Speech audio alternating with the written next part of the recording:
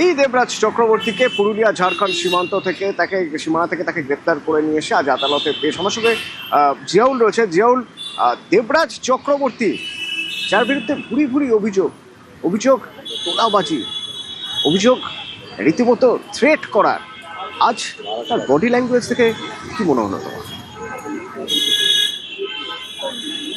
একদম দেখো, কিছু সময়ের মধ্যে কিন্তু বারাসত আদালতে নিয়ে আসা হবে। কিন্তু তুমি যেমনটি বলছিলে, তোলাবাজির একেবারে পাহাড় সমান কিন্তু দুর্নীতির প্রমাণ রয়েছে তার বিরুদ্ধে। একাধিক প্রমোটার কাছ থেকে মোটা অঙ্কের টাকা দাবি করা এবং জোর করে সেই টাকা দাবি করা। অন্যদিকে হচ্ছেন যে জমি তার পছন্দ, তো সেই জমিতে যারা বসবাস করে তাদেরকে সেখান থেকে উচ্ছেদ করা থেকে শুরু করে একাধিক অভিযোগ রয়েছে।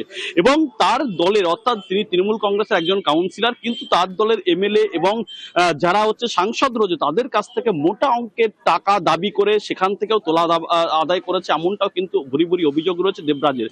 ফলে ভোটের 4 তারিখের পর থেকে কিন্তু এলাকা ছাড়া হয় এবং তিনি একেবারে পুরুলিয়ার অযোধ্যা জায়গায় একটি হোটেলে সেখানে আশ্রয় নিয়েছিল।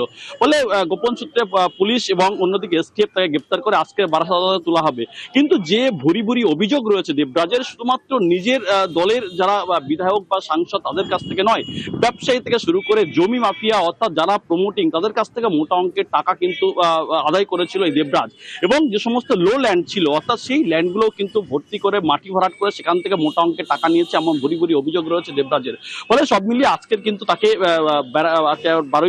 বারুইপুর কোর্ট থেকে সেখান থেকে নিয়ে আসা হবে বারাসত আদালতে। কিছু সময়ের মধ্যেই নিয়ে আসা হবে বারাসত আদালতে। এই মুহূর্তে কিন্তু একেবারে আঁটো নিরাপত্তায় মুড়ে ফেলা হয়েছে বারাসত কোর্ট চত্বর। ফলে দেবরাজের মতো যত তোলাবাজি, অর্থাৎ একেবারে বলা যেতে পারে দ্বিতীয় অভিষেক এই জেলার পক্ষে, অর্থাৎ ইতিমধ্যেই বিজেপির এক বিধায়ক তিনি কিন্তু বলেন, কোস্তাব বাগচি তার স্পষ্ট দাবি যে অভিষেক বন্দ্যোপাধ্যায়ের মতো তিনি যেমন রাজ্য জুড়ে তোলাবাজি করতেন, তিনি কিন্তু এই জেলা অর্থাৎ নর্থ 24 পরগনা জেলার কিন্তু প্রতি জায়গা থেকে তিনি এই তোলাবাজি করতেন, এমনটা কিন্তু ভুরি ভুরি অভিযোগ রয়েছে তার নামে।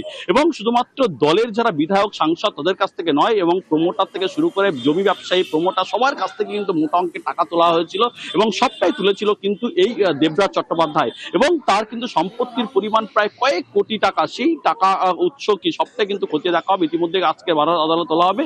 কিছু সময়ের মধ্যে কিন্তু বারাসত আদালতে নিয়ে আসা হবে দেবরাজ চট্টোপাধ্যায়কে। অতনু।